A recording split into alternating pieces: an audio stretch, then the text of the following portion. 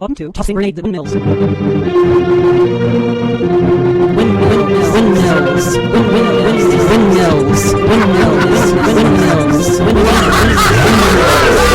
Windmills.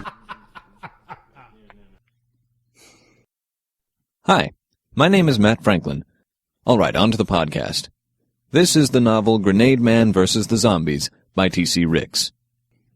Chapter 3. Doc learned to play role-playing games when he was 10 years old. At the time, he was the youngest member of a serious hardcore group of gamers. When one of them set his left arm on fire after his character died, Doc had decided then and there that he wasn't ever going to take a game or life that seriously. And he hadn't. In an informal poll among his friends, he was the easiest-going guy they knew. He hadn't given up playing, but he had a pretty relaxed weekly group, and his friends all got along well. Jarvie had been brought to the group by Hector, who showed up on a semi-regular basis. At first, things seemed pretty cool.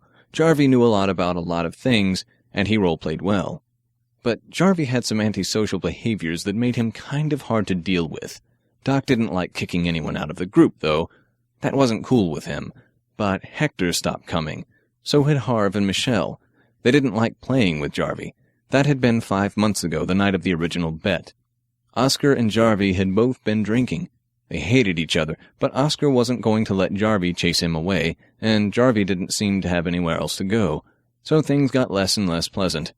Don considered ending the game entirely, but the truth was that Kevin didn't seem to get out enough either, and Beads was really worried about him. So Doc had kept the thing going, even though his heart wasn't in it anymore. When Oscar and Jarvie started arguing about zombies, they had made a bet. Now, Hector had warned Doc about how seriously Jarvie took any kind of bet, but as easygoing as he tried to be, Doc had to admit he was getting a little sick of Jarvie's smug attitude. When things hit the fan, and they made the bet, Doc jumped in with Oscar. And now the fate of the world hung in the balance. Wow, that sucks, Doc thought as he munched his toast and slurped his morning coffee. Beads looked at him from the other side of the table and smiled. Have you seen today's Marmaduke? Can't say that I have. Both of them knew he hadn't. He always read the paper long after she was done with it. They'd been living together for 3 years now, and while their relationship still had a strong zing, their morning and evening routines were rather set in stone. But Doc always listened to her when she asked questions that they both already knew the answer to. It made life interesting that way. Beads took out a Sharpie marker and circled the comic. She always highlighted the ones she wanted to keep so she could put them in her scrapbook later. She kept reading the comics for a few minutes and then asked, "So, do you think we can save the world?" Doc shrugged. "Shouldn't we be warning people?" Doc put his toast down. He smiled at her. She sighed and looked down at the paper. "Yeah, no one would believe us. Do you think we should try and find Jarvie or something?" Doc shrugged again. Bede rolled her eyes. She put the paper down and got up to wash the cereal remnants out of her bowl. Doc picked up the paper when something caught his eye on the front page. All he said was, "Huh." Beads turned around and looked at him. The sink was still running in the background. She waited for Doc to say something. "It looks like we might have made 2 rather large mistakes, not just one." He held up the paper and showed her the headline, "Mysterious Masked Madman Mauls White House." Beads put her hands up to her face. She looked genuinely frightened for the first time. "I don't want to go to Guantanamo, Harvey." Doc chuckled. "I wouldn't worry about it too much, but it's something to take into account, that's for certain. I'm amazed he managed to get away after actually leaving a note on the president's desk. Maybe he was sent here to help us after all." Beads snorted. "That is the kind of help that we don't need." She continued washing dishes. Of course, Doc knew that all of the other dishes had been put away, so she was just washing the one bowl very, very well. But he didn't say anything. It made her feel better to have something productive to do. "So do you think we should attract his attention somehow?" he asked. "Get him back. He might know how to find Jarvie." She looked thoughtful a moment. She turned off the faucet and sat down at the chair again. She slowly shook her head. "That's not what he said. He said he was here to keep us alive. I'm not sure stopping Jarvie is on his agenda. He said that this is all some kind of a giant bet, and that he's representing one of the other sides." Doc leaned back and thought about that. "Not very heroic, if you ask me." she added. "No more heroes anymore," Doc said, quoting an old song lyric. "Look, he might still be helpful, but I think he'll come to us when he's good and ready." As if he were a lost dog or something. It wasn't Hector's fault that he didn't have a good sense of smell.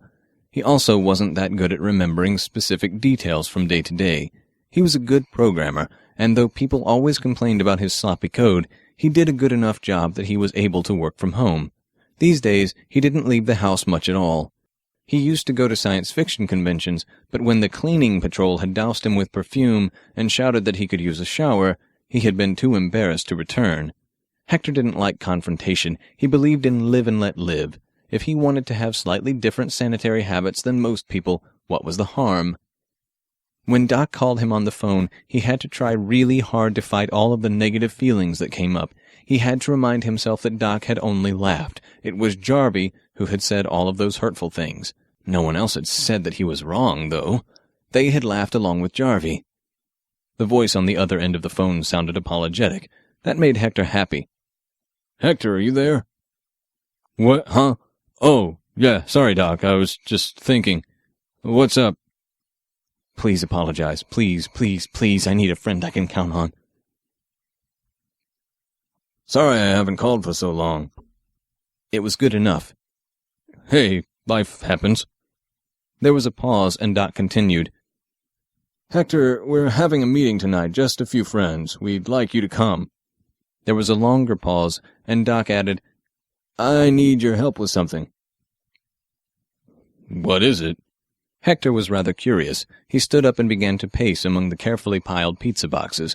Throwing them away was easy, but he paid the neighborhood kid good money to take them once every 2 weeks and recycle them.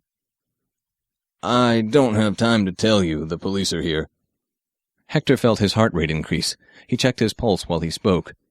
"Why are the police there, Doc? Do you need help with a crime or something?" Hector was both thrilled and horrified at the idea of a life of crime. Could he live on the lam? He knew he wouldn't like prison, though. He wanted to stay at his house. "I can't talk right now, Hector. Just swing by around 7:30, okay?" Doc sounded really distracted and stressed. Doc didn't get stressed very easily. Hector went into his safe room. It was rather musty since he hadn't changed anything since he had bought the place from his aunt and uncle. The reception wasn't as good in this part of the house, though, so he had to extend the phone's antenna. "Sure, no problem." "Thanks, Hector." Another pause as he heard Beads say something in the background. "Oh, right.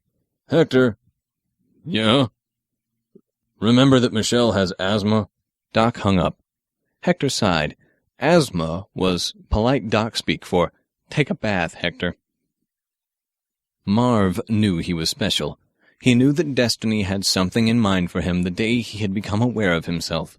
All throughout kindergarten, elementary school, junior high, high school, and now his second year of college, Marv knew that destiny had chosen him for something great.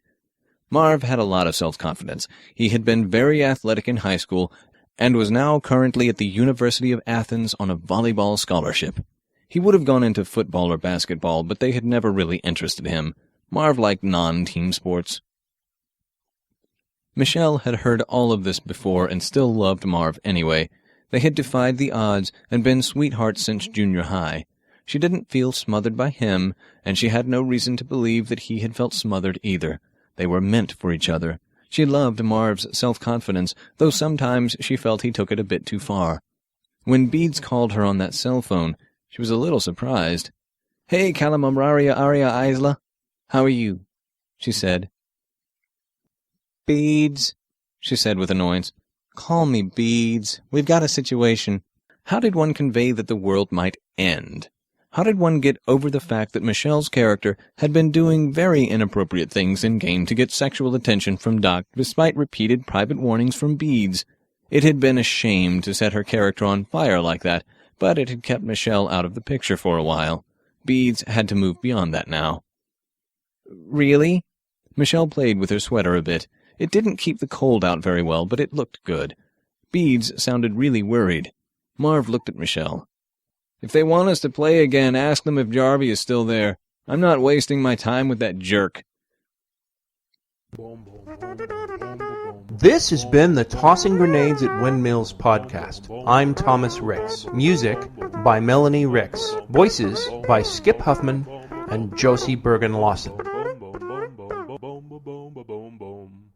Copyright 2012, Red Anvil Amalgamated. To fight the forces of evil!